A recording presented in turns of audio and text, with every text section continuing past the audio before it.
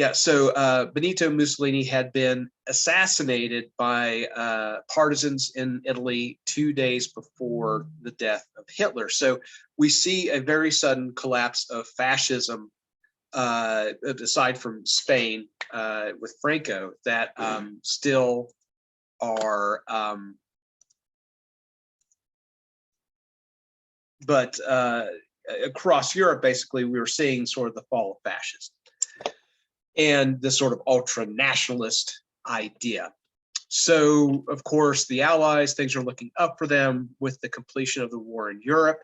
The Soviet Union kind of gets to take after heavy losses, as well as France and Britain. So there's still plenty of fighting left, of course, and that's going to occur in the Pacific, as the Allies have to continue to deal with Japan. But it's similar to what was going on in the war in Europe. There's slow advances by the Allies, mostly Americans and Australians, who are fighting in the Pacific against Japan, the Japanese Empire. So they're slowly what they call island hopping. So the Marines are taking back sort of one island at a time in the Pacific, and Japan is starting to reverse all these advances they had made early on in the 1930s with expanding this great empire. So we get to 1945, and this again is where this ultra nationalism sort of rears its ugly head, because the Japanese people are committed to fighting down to the last man, woman, and child to preserve their empire. So any type of negotiation is coming up short with Japan. The Allies want total unconditional surrender by the Japanese Empire, and Japan is not willing to do that. So the efforts to bring them back to the table, or bring them to their knees, is another way to look at it. They start throttling the Japanese economy. There's submarine warfare around the Pacific that's preventing shipping from either exporting or importing goods to the island of Japan. There's attempts to bomb, like we did, like the United States and Britain did in Germany, to attack Japanese industry. So, going after their ability to continue to make war, hitting factories and refineries and things like that. It's not very successful, though, and part of the problem is what we call precision bombing, as World War II is dropping iron bombs from thousands of feet from a bomber. So they hit their target about as often as they miss it. The success rate of that's really, really slim. So there's some consideration of how to effectively destroy the Japanese economy and productivity, and also undermine the will of the Japanese people to fight. So we start with the firebombing of Japanese cities. So the iron bombs weren't working, just the explosions trying to destroy factories wasn't getting the effect that the United States wanted. And at this time in 1945, the majority of structures in Japan are wood. So rather than using explosives, they went to incendiaries. So an incendiary is basically, rather than having a bomb that goes boom, it hits the ground and it turns into a fireball, right? It's filled with a propellant or a burning fluid that's going to spread fire everywhere rather than just explode. So this campaign started in March 1945. Basically across the entirety of Japan, it reached 67 cities. And switching from explosives to incendiary, they started basically burning down Japan. Do you remember we talked about war, the Civil War? That was somewhat of William Sherman's strategy as he went through the Confederacy, as he went through the South, burning his way through Atlanta and some other southern cities up to Charleston, South Carolina. But it's incredibly devastating to Japan. So 67 cities, and just an example of the devastation here. So Tokyo, for instance, which was the single most destructive bombing raid in history over a course of a night. Or it may have been a couple days, but it was one continuous bombing campaign. There was 260,000 buildings destroyed. And there was an estimated death toll of 130,000 civilians in the city of Tokyo, just Tokyo. So of course that's, one probably, not sure at the time, but I'm assuming the capital and the largest city in Japan. And of course there's other major cities across Japan. So very similar level of destruction. And the picture you see here is of Tokyo after these fire bombings. So as I mentioned, there were so many wooden structures, and what you see left there are steel or brick and mortar buildings or stone buildings that are more or less, I guess you say, fireproof. But certainly they're gutted because of the fires all around them. They certainly caught fire, and whatever is inside has been destroyed as well. But you could see entire city blocks there where there's nothing left. It's gone. It's been completely leveled by this firebombing. So, through the early spring of 1945, this was the strategy for the U.S. in terms of reaching Japan, over the skies of Japan. And this failed to work as well. So what the United States was considering, of course, was an actual invasion of the Japanese home island. They were just like we landed troops in Normandy in France in the year before. That was going to be what was looking to be necessary to finally bring Japan to the table for surrender. And they were looking at an incredible amount of death, once again, of American soldiers, of Allied soldiers. Of course, Britain would be involved, Australia would be involved.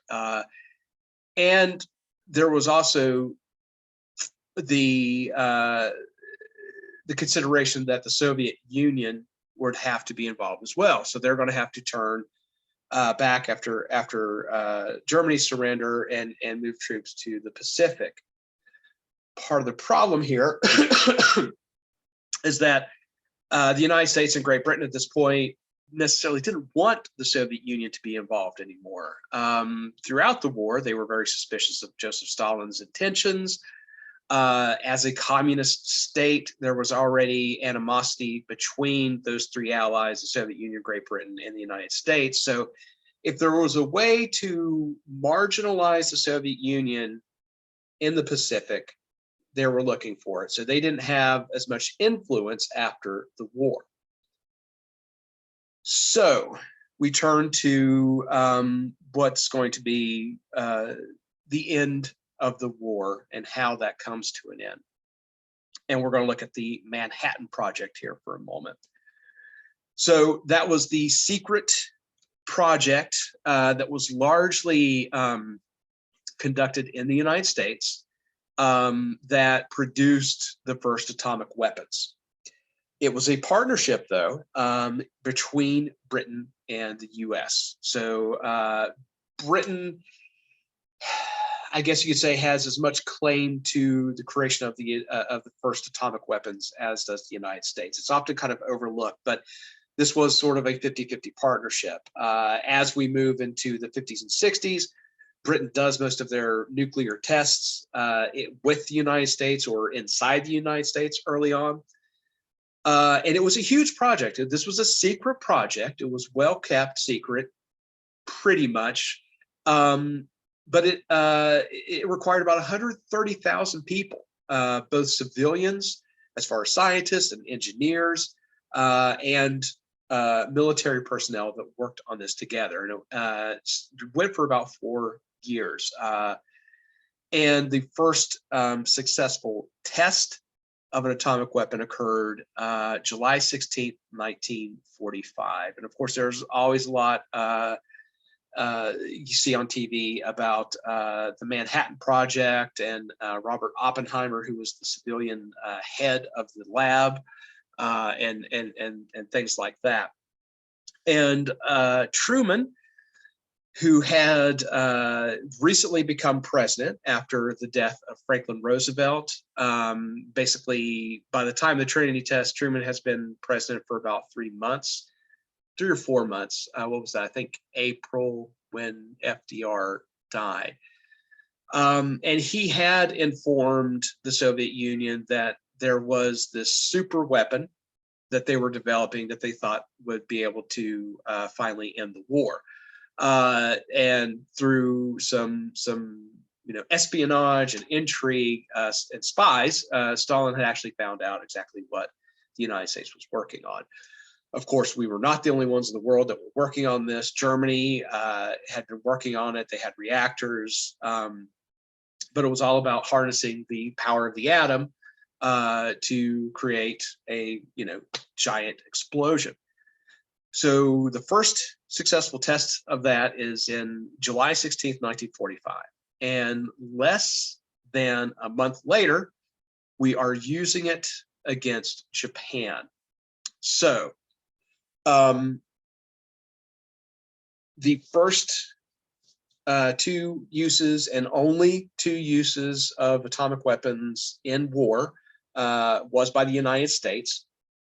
And the justification, as I mentioned here, was to prevent the necessity for a invasion of the Japanese homeland by U.S. soldiers, considering what the losses may be, what the overall toll was going to be on the U.S., and to some degree keeping the Soviet Union also out of Japan, because they would have to be involved in that as well. So the first bomb is dropped on August 6, 1945, on Hiroshima. It basically flattens 4.7 square miles of the city, just gone. It destroys, this one single weapon destroys about 69% of the city. There's 70 to 80,000 people just instantly killed, and another 70,000 or so who are injured. And of course, most of those are civilians. Of those 70,000 that were injured, of course, many of those are going to die because of either, just whatever injuries they sustained from the blast or radiation. But for some of those, it's going to be a very short and painful existence. 3 days later, there's the atomic weapon dropped on Nagasaki, August 9th, 1945, which destroyed about 44% of the city. The casualties were less, 35 to 40,000, and about 60,000 injured. It takes Japan almost a week, but then they finally surrender in August, on August 15th, 1945. So there is considerable amount of debate whether the use of these weapons were necessary. Harry Truman, of course, justified it, that it saved American lives from having to, perform the invasion. That could have been months, possibly years of more fighting. Who knows? And fortunately, as I mentioned, this has been the only use of atomic weapons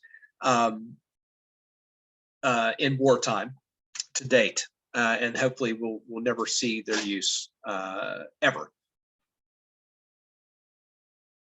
But beyond their simple use here is it's going to help shape the world up until and will likely always shape the world as that technology became sought after by a number of countries and is still sought after by a number of countries, those who have yet to obtain it.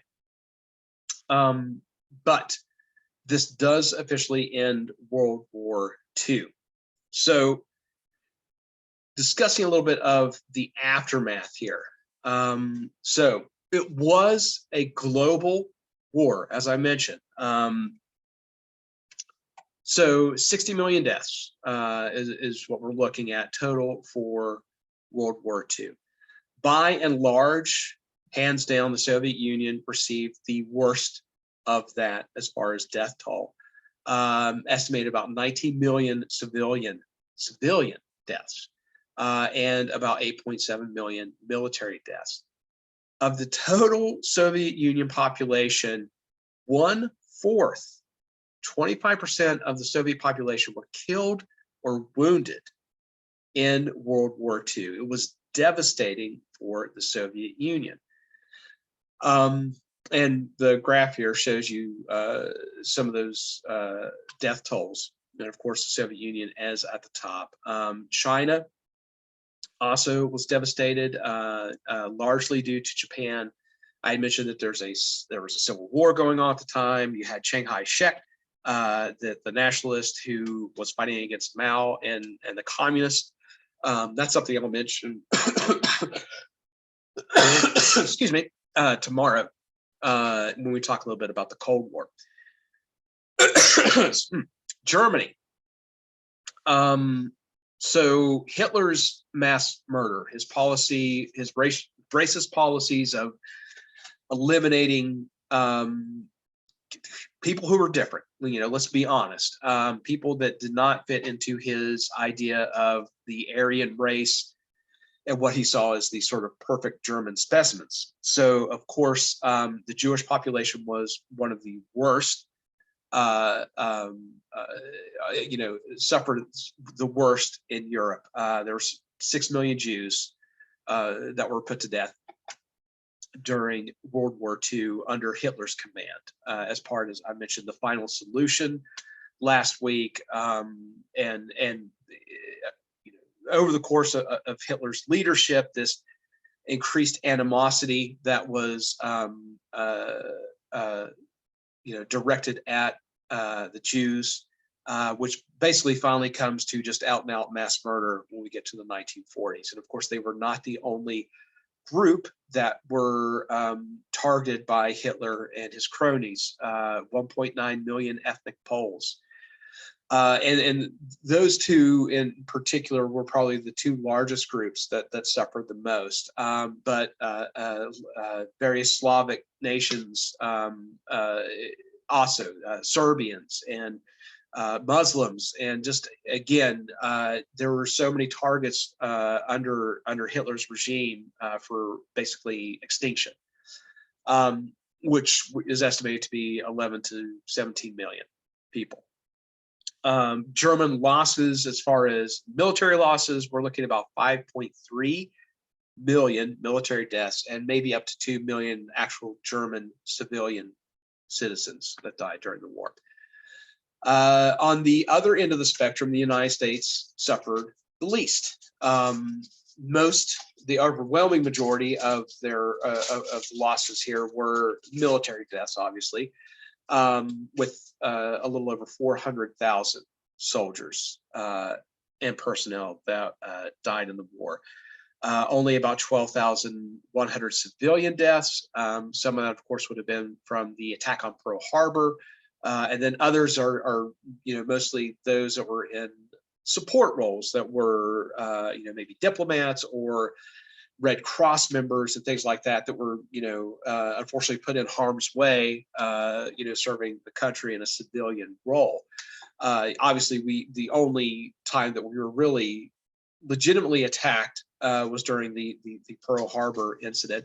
Other than that, there was I think Japan sent balloons over at one point and started some fires in the West with some small incendiaries and things, but there nothing compared to, of course, the loss across Asia and Europe, because so many civilians were put directly in harm's way because of the fighting and were targets of the war. And I've mentioned this a couple times as far as the idea of total war, where it's no longer just the military that is your target. The civilian population is considered a justified target because war takes so much of your resources and your economy that so much of your civilian population is part of that wartime production, right? They're working in factories, they're making goods for war. So they became legitimate targets. So the level of civilian deaths in World War II is also something that was new, even compared to World War I, where we saw quite a bit of uptake over that over wars over the centuries. So we'll talk a little bit more about what happens in the long run with the sort of how things shake out after World War II. But just sort of to, I guess, sort of prime you guys for that. So the United States, because of the situation where they didn't have any destruction, everywhere else in the world, barring maybe like South America, places like that, but there were still deaths there. There were still people serving in the war there. But as far as physical destruction, that was not an issue for the United States. Everything in our country, minus Pearl Harbor, had been untouched by the war. Great Britain is going to have to rebuild. France is going to have to rebuild. The Axis powers that have been our enemies during the war are also going to have to rebuild. The Soviet Union is devastated. So this leaves the United States in a very interesting place where it had not been to some degree before. Now, of course, during World War I, it was the same thing. There was no, harm done to the country physically. But the United States is going to come out of this once again as a creditor, where the world owes them money, basically, because of the war goods that we had supplied to France, France and Britain and the Soviet Union. The big difference now than what has happened in every sort of international conflict the United States have been involved in before, they're not going to retreat anymore. After World War I, the United States went back to its isolationist ways. Now, the United States will continue to be involved in world affairs, as you know, as we are today. This is when that started. Things change in the United States. Our perception of our military changed. We had, believe it or not, been suspicious of standing armies before World War II or the end of World War II.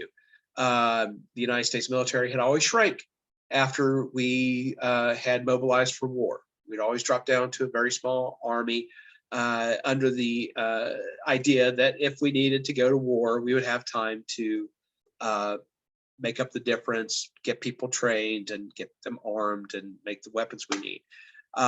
While we do demobilize some at the end of World War II, we never go back to sort of those old ways and keep a rather large standing army. A lot of that we'll deal with when we talk about the Cold War. So the United States becomes this new idea in the world, what we call a superpower. And it's only ever applied to 3 countries. So Great Britain, I had mentioned, had always been this sort of predominant world power and probably could have been considered a superpower even before World Wars I and II. For a brief moment after the world wars, Britain is also considered a superpower to some degree. But the United States becomes this new power. The Soviet Union is the next superpower because of the Soviet Union's size and their economic output, their ability to create goods, just their overall manpower. Even with the losses of World War II, they are the other superpower. So the world begins to get divided. And I'm going to talk about how that gets divided tomorrow.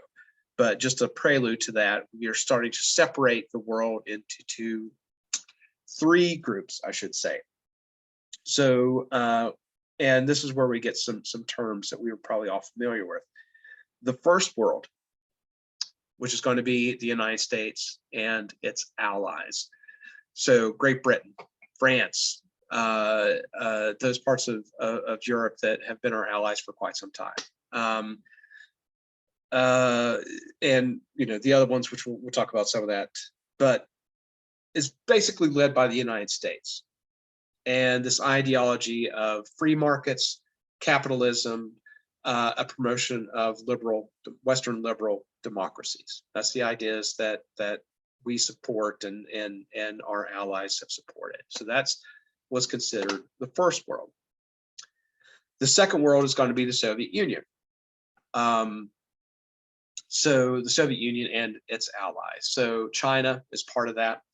The Soviet Union, of course, is a huge part of Asia and part of Europe because it has sucked up some of those countries that becomes, the USSR was the United Soviet Socialist Republic. So Russia was the leader of the Soviet Union. That's where the majority of the people lived. That was basically its capital.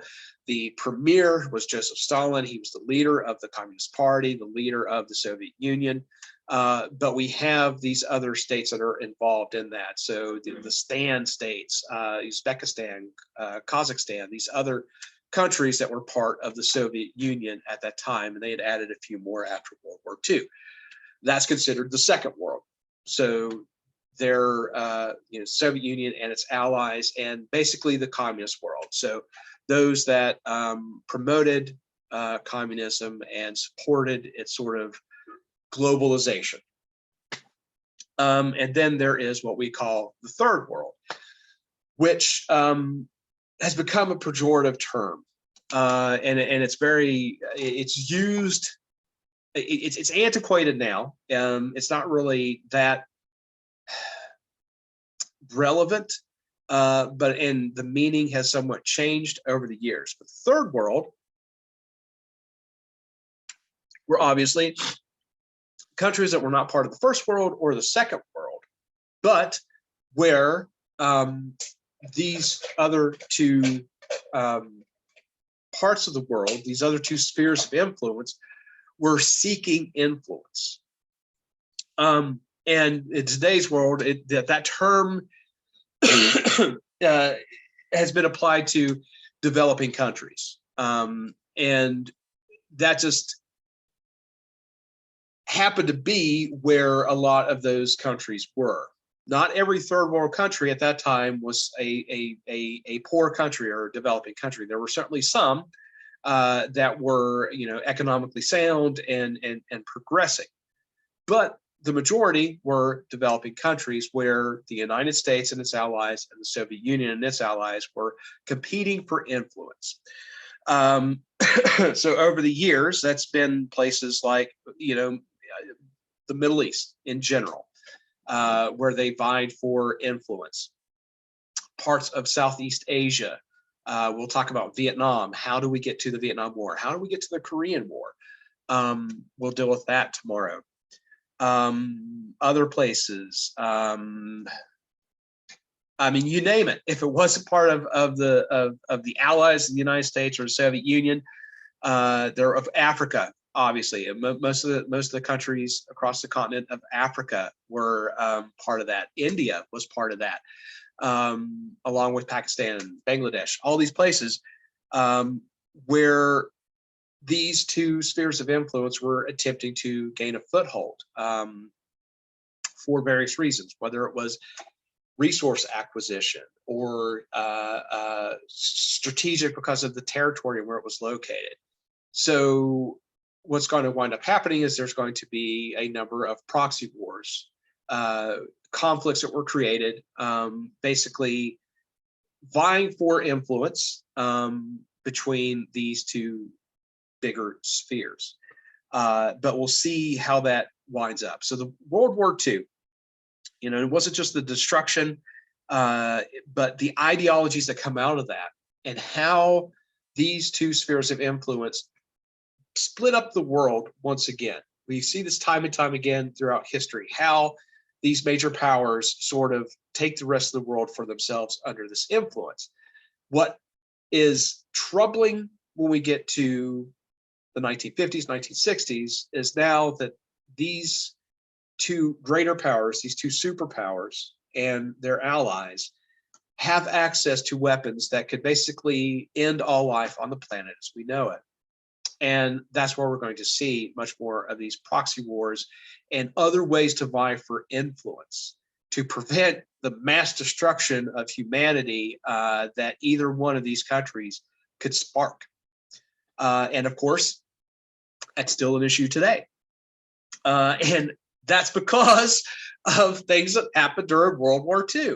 So again, it's certainly within anybody's lifetime that lived through that war. They will.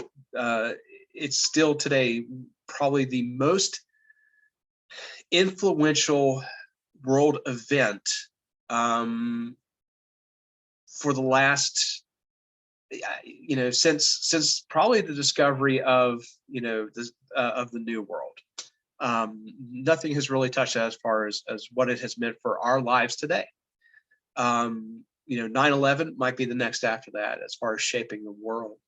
So anyway, we'll wrap up pretty early here. Tomorrow we'll get into why the world looks like it does today after World War II, and then maybe talk a little bit about the United States in the 1950s. So any questions about the end of World War II or the beginning of the new spheres of influence, the bipolar world as it was known in that day? We're all good? All right. So let's take you know what, let's take a little bit of a longer break today. I think we'll be good. We're going to work on language arts. We're going to do a grammar lesson today on verb usage. So that'll be a fairly short lesson as well. So we could take a little extended break. Shouldn't be much of an issue. So let's go till 10 after 1, and I'll send out a text and we will meet back for language arts. All right. All right. I'll see y'all in a few minutes. Hey, Matt, I'm sorry. Can I update my phone number with you? Yes. Do you have my number? No. And I see when, like yesterday, I know Rachel said that we was going to miss class because you wasn't feeling good. Oh, okay. I think it's still going to like the old number when I first started the classes. Okay. What's your new number? 614-561-2088. 2088. Okay, when I send out our reminder for class, I'll make sure I use that one too. Okay. Okay, thank you. All right. Bye-bye.